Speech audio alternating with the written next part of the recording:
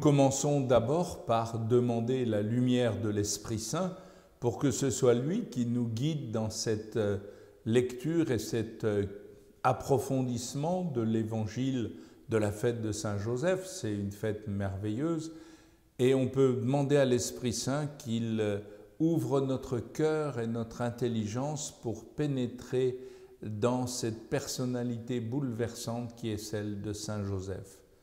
Seigneur, envoie ton esprit qu'il ouvre nos cœurs et nos intelligences à l'écriture, pour que cette écriture, cette parole également, prenne chair, prenne vie en nous, que nous nous laissions habiter et conduire par l'esprit tout au long de ce temps de méditation. Évangile de Jésus-Christ selon saint Luc.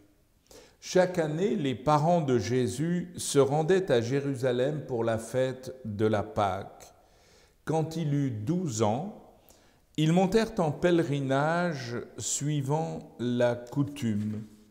À la fin de la fête, comme ils s'en retournaient, le jeune Jésus resta à Jérusalem à l'insu de ses parents.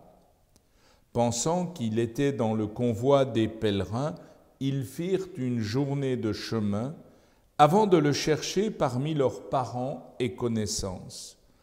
Ne le trouvant pas, ils retournèrent à Jérusalem en continuant à le chercher.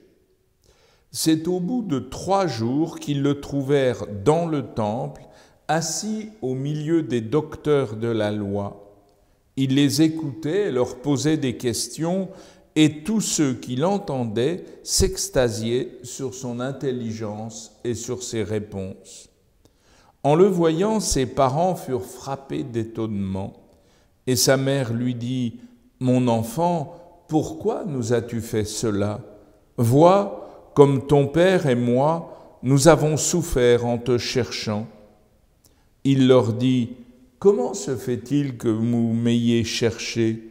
Ne saviez-vous pas qu'il me faut être chez mon père ? » Mais ils ne comprirent pas ce qu'il leur disait.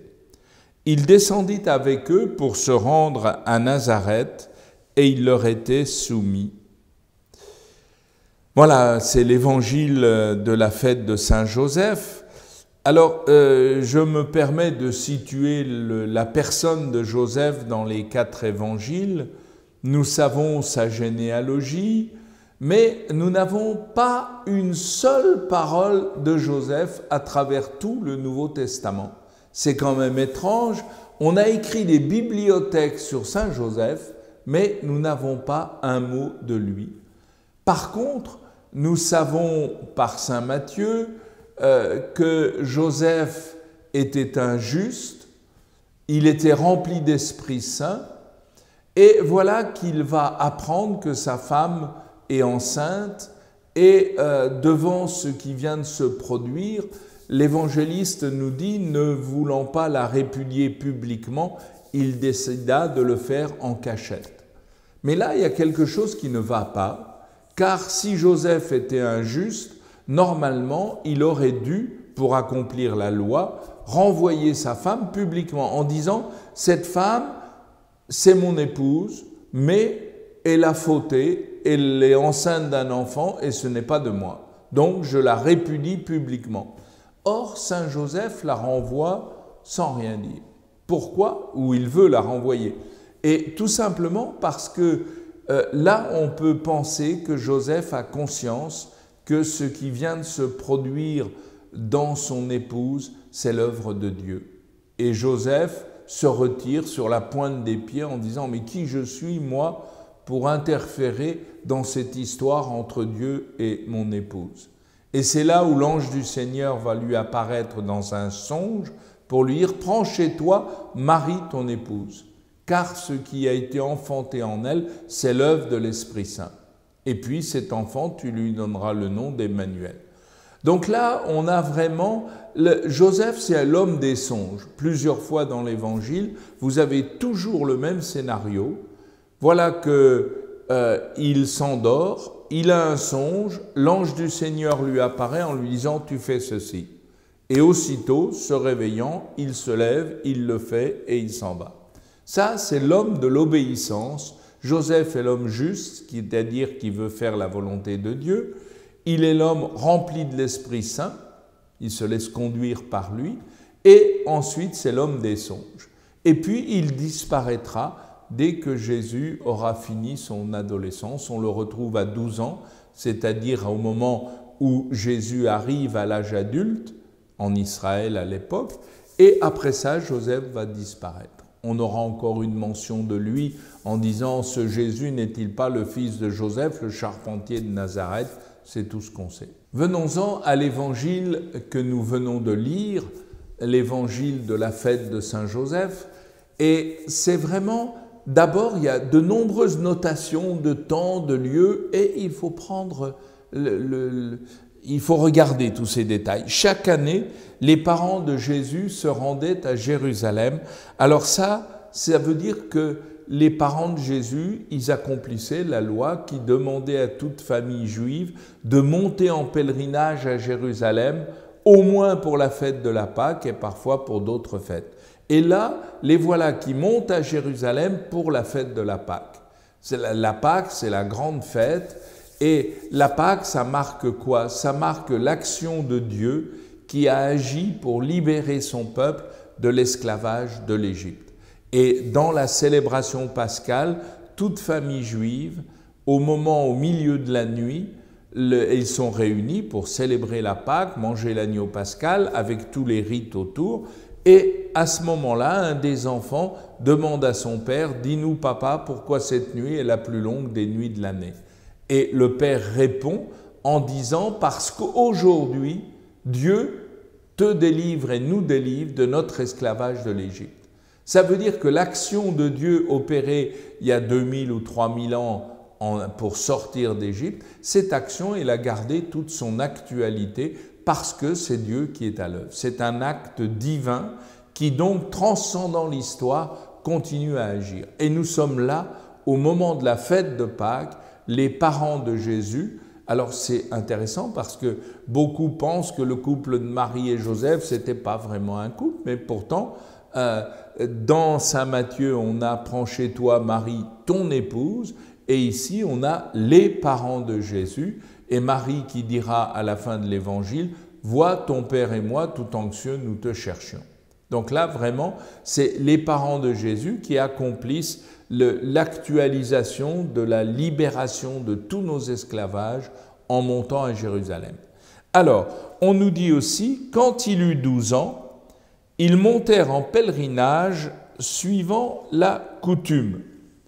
C'est-à-dire qu'à 12 ans, normalement, l'enfant devient un adulte, il est considéré comme un adulte, et les garçons lisent la loi pour la première fois publiquement. C'est la bar mitzvah où l'enfant va proclamer la parole de Dieu. C'est un acte des hommes qui accomplissent cette mission de lire publiquement la parole de Dieu. Et c'est quand même quelque chose d'étonnant quand on pense que le Verbe incarné, la parole, va proclamer publiquement cette parole. C'est pourquoi on est le jour de la libération de l'Égypte, de tous les esclavages du peuple de Dieu, et on est le jour où, pour la première fois, le Verbe incarné va proclamer la parole. Alors ça, c'est vraiment, ça montre comment ce récit ne peut se lire qu'en resituant les événements dans le contexte historique du jeune qui devient adulte et de la fête de la Pâque. Et on ne nous dit rien du déroulé de la fête. Ça, c'est vraiment souvent les évangiles. Ils situent parfaitement les événements et puis on saute à pieds joints sur l'événement lui-même. Pourquoi? Parce que tout le monde savait comment se déroulait une bar mitzvah. Ça, c'était pas... Tout le monde le sait, donc c'est pas la peine de rapporter ce que tout le monde sait. Le déroulé de la fête de Pâques, tout le monde le connaissait. Alors maintenant, bien sûr, avec 2000 ans de décalage, nous, on est un peu perdus. On ne sait plus comment se célébrer la Pâque, ou plutôt, on le sait parfaitement, mais la plupart des chrétiens n'ont pas pris le temps de regarder comment se célèbre la Pâque. Souvent, on dit que c'était un repas ordinaire, mais pas du tout. Le repas pascal, c'était un repas rituel avec des tas de gestes très précis. il fallait avoir vidé la maison de tous les pains azimes qui marquaient le péché qui avait habité et défiguré notre vie. Et à ce moment-là, il y avait des rites marquant justement toutes les épreuves de la libération d'Égypte jusqu'à l'agneau pascal dont le sang avait marqué les montants de la porte. Et quand Jésus dira « je suis la porte », c'est pas pour rien, il est la porte qui libère son peuple de la mort. Et en même temps, c'est vraiment, là il faudrait relire tout le récit de la sortie d'Égypte pour comprendre la profondeur de ce texte. Et à la fin de la fête, ils retournent chez eux, ils rentrent à la maison, mais l'occasion de la Pâque, il y avait foule à Jérusalem. Et donc les caravanes se faisaient avec les ânes ou à pied pour rentrer au village. Et de Jérusalem à Nazareth, il y avait à peu près 80 km, et donc il fallait arriver à voyager ensemble, à faire étape ensemble. Puis c'était l'occasion de la fête, hein. Les familles se retrouvaient, parlaient entre elles, les voisins, les amis. Il y a une caravane qui se fait et les parents ne s'affolent pas du tout. Le jeune Jésus, il a 12 ans, il est capable d'être avec ses amis, avec les gens de son village, les jeunes, et ils font route un peu de leur côté. Et c'est le soir à l'étape où ils s'aperçoivent qu'il n'est pas là. Alors, qu'est-ce que l'Évangile nous dit? Le jeune Jésus resta à Jérusalem à l'insu de ses parents. Voilà, les parents ne sont pas au courant et voilà que Jésus n'est pas là à l'étape. Car, pensant qu'il était dans le convoi des pèlerins, ils firent une journée de chemin avant de le chercher parmi leurs parents et connaissances. Alors là, vous avez un verbe qui va revenir plusieurs fois, qui est quand même extrêmement important, c'est « il le cherche ». Et ça, c'est un verbe où on peut se demander les uns et les autres, est-ce que vraiment je cherche Jésus? Et où est-ce que je vais le trouver, Jésus? Et là, moi, je vous invite à creuser ce verbe « chercher », parce que dans la manière de lire un évangile, à la fin, on se dit, mais pour moi, qu'est-ce que Jésus veut me dire? Eh bien, là, vous avez une pierre d'attente. Est-ce que vraiment je cherche Jésus comme sa mère et son père l'ont cherché quand ils ne l'ont pas trouvé? Souvent, moi, je ne trouve pas Jésus, je ne sais pas où il est, etc. Mais est-ce que je vais faire la même recherche? Est-ce que je vais le trouver au bon endroit? Voilà, on en est là pour l'instant. Et comme ils ne le trouvent pas, ils retournèrent à Jérusalem en continuant à le chercher. Ils font ce voyage de retour pour se dire, s'il n'est pas dans la caravane, est-ce qu'il serait resté à Jérusalem? Donc, ils reprennent la route et ils continuent à le chercher. Toujours la même réalité, on cherche Jésus. Et au bout de 3 jours, ils le trouvèrent dans le temple. Alors, 3 jours, c'est aussi un signe intéressant, car 3 jours, c'est le temps que Jésus passera dans le tombeau. Il meurt le vendredi saint, l'après-midi, il y a 1 jour jusqu'à la tombée de la nuit, le Shabbat, et puis il ressuscite le 3e jour. Et là, il y a une mention de 3 jours, on ne peut pas ne pas penser à la Pâque définitive où Jésus restera dans le tombeau 3 jours. Et ils le trouvèrent dans le temple. Alors ça, c'est quand même étonnant. Ils le trouvent dans le temple. Le temple, c'était la maison de Dieu. La maison où Dieu avait fait sa demeure, cachée derrière le voile du Saint des Saints, mais Dieu était là. Et il le trouve dans le temple, pas bien sûr dans le Saint des Saints, car seul le grand prêtre pouvait y entrer, mais il le trouve dans le temple, assis au milieu des docteurs de la loi. Là, vous avez quand même ce jeune de 12 ans qui est assis au milieu des docteurs. Et que fait-il? Eh bien, l'Évangile nous donne des détails. Il les écoutait et leur posait des questions. Alors voilà, il les écoute. C'est quand même étonnant, le Verbe incarné qui écoute les docteurs de la loi et leur pose des questions. Et on nous dit que tous ceux qui l'entendaient, sans nous dire de qui il s'agit, tous ceux qui l'entendent, s'extasiaient sur son intelligence et sur ses réponses. Vous avez là le jeune Verbe incarné qui devient adulte dans sa vie humaine, et le voilà qui interroge les uns et les autres. Après, il écoute et puis il interroge. Et tout le monde s'extasie de ses réponses et de son intelligence. Et voilà les parents qui arrivent. Alors que font-ils? Eh bien, ses parents furent frappés d'étonnement et sa mère lui dit, et la réponse de sa mère, « Mon enfant, pourquoi nous as-tu fait cela ?» Alors là, c'est vraiment, elle s'adresse à lui avec le mot familier, « Mon enfant, mon fils, qu'est-ce que tu nous as fait là? Pourquoi cela? Vois comme ton père et moi, anxieux, tout anxieux, nous te cherchions. » Ça, c'est Marie et Joseph, ils n'ont pas compris, ils ne comprennent pas. Et ils lui disent, mais pourquoi tu nous as fait ça? Tu nous aurais dit que tu restais dans le temple, on aurait vu avec toi. Mais là, pourquoi nous as-tu fait cela? Vois, ton père et moi. Et là, c'est intéressant, car Marie elle-même définit Joseph comme ton père. Et là, nous, on a complètement perdu le sens de cette paternité légale. En fait, c'est le père qui donne son nom à l'enfant.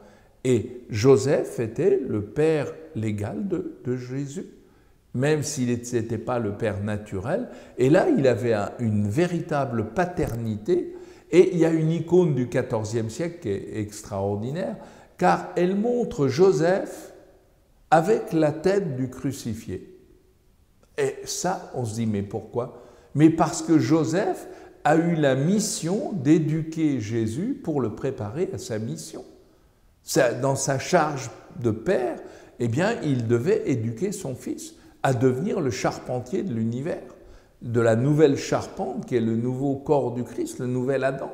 Et là, Joseph a une mission et c'est pourquoi Joseph est représenté avec tout le mystère de la passion pour y préparer son fils. Et qu'est-ce que Jésus va leur répondre? Et ça, c'est extrêmement intéressant. Comment se fait-il que vous m'ayez cherché? Là, on sent une rupture entre Jésus et ses parents. Pourquoi vous m'avez cherché? Ne saviez-vous pas que je me dois aux affaires de mon Père? Là, c'est vraiment le Fils de Dieu, le Verbe incarné, qui entre dans son temple, qui entre et qui met en lumière, qui manifeste sa dimension de Fils de Dieu et sa dimension messianique. C'est le Fils de Dieu qui entre dans son temple. Alors là, il faudrait prendre le temps de relire tout le prophète Malachie qui nous annonce l'arrivée de Dieu dans son temple. Et ce n'est pas du tout comme les gens s'attendaient à voir Dieu qui arrive en fracassant tout. Comme souvent, on voudrait des signes extraordinaires de Dieu qui remettent les choses, les pendules à l'heure, etc. Non, mais là, vous avez le Fils de Dieu qui entre dans son temple, qui dialogue avec les docteurs de la loi. Tout le monde est fasciné par sa parole. Et Jésus dit à ses parents, à Marie, sa mère et à Joseph, « Ne saviez-vous pas que je me dois aux affaires de mon Père ?» Et chose étonnante, que probablement peu d'entre vous ont repéré, que c'est la première parole de Jésus en style direct dans l'évangile de Luc. Alors ça change tout. Car voilà que la première parole de Jésus, c'est pour nous dire à tous, je me dois aux affaires de mon Père. Et si on veut devenir fils dans le Fils bien-aimé, eh bien nous aussi on se doit aux affaires de notre Père du ciel. Et ça nous montre tout le sens de l'évangile de Luc, qui va être de nous faire entrer dans cette filiation qui se vit dans le temple. Mais on aura aussi à découvrir que le véritable temple, ce n'est plus celui de Jérusalem, car à la mort de Jésus, le voile du temple se déchirera ou se divisera. Et à ce moment-là, c'est vraiment, nous devenons les temples de Dieu. Mais là, on est au cœur du mystère de l'incarnation et on est invité, nous aussi, à entrer dans les affaires de notre Père du ciel. Et les affaires du Père du ciel, eh bien, c'est le salut du monde. C'est la réalisation du projet créateur. Dès avant la création du monde, il nous avait voulu pour que nous devenions les fils adoptifs dans l'unique bien-aimé.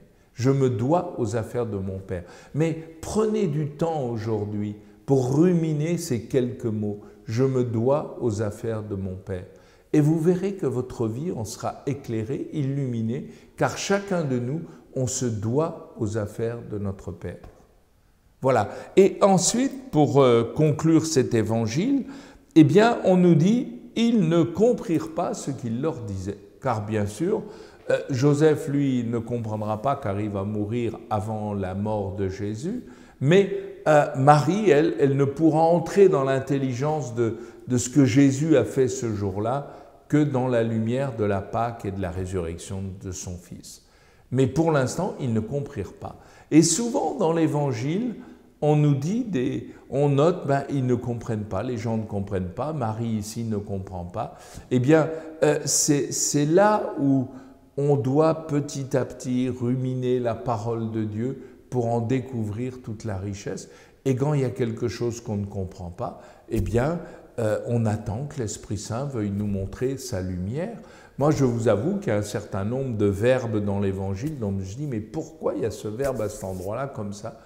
L'Esprit Saint, quand il voudra m'expliquer, il m'expliquera. Mais pour l'instant, il y a des choses que je ne comprends pas. C'est comme ça.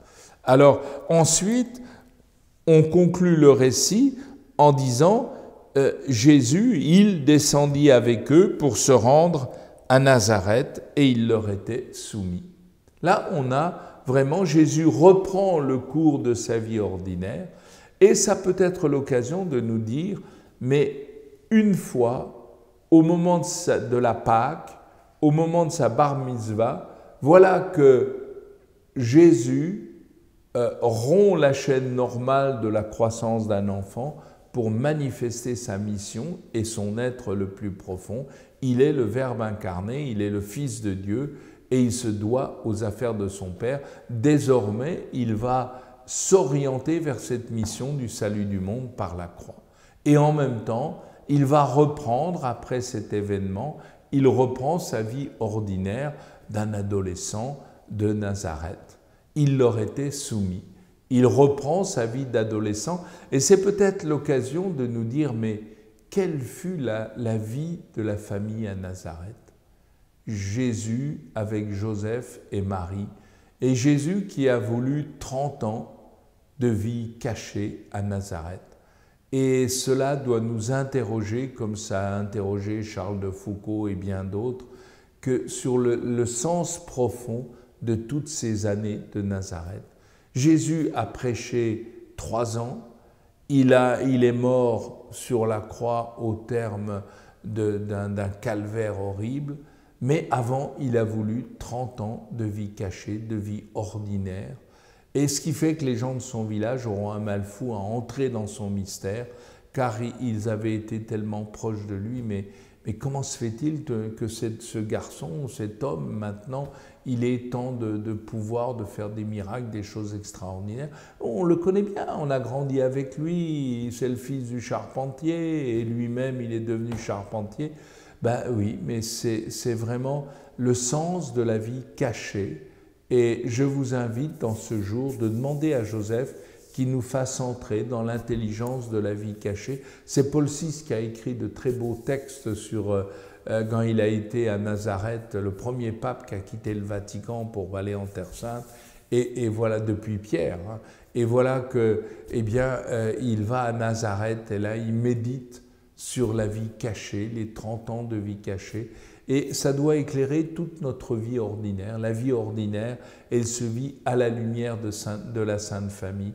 Et nous, on est fait pour former des petites cellules éclairées par la lumière de la parole de Dieu, par l'Eucharistie, et puis par tout ce qui a fait l'unité de la Sainte Famille et son rayonnement, non seulement à Nazareth, mais pour le monde entier, par le salut qui va arriver par la croix ensuite. Je vous invite simplement à demander à l'Esprit Saint qu'il vous aide à entrer en cette fête de Saint Joseph dans le mystère de la vie cachée, dans le mystère de cette phrase de Jésus « Je me dois aux affaires de mon Père ».